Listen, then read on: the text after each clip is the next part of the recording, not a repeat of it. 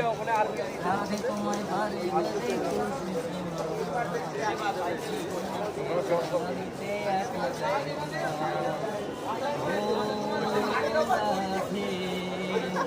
রাধে তোমায় বারে বারে করছি প্রেমা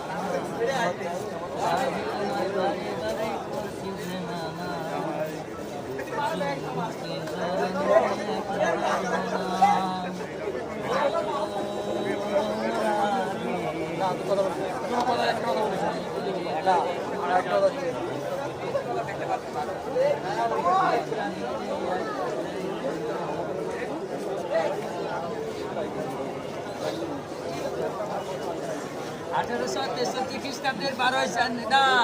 আঠারোশো তেষট্টি খ্রিস্টাব্দের 12ই জানুয়ারি বিবেকানন্দের জন্ম হয়েছিল।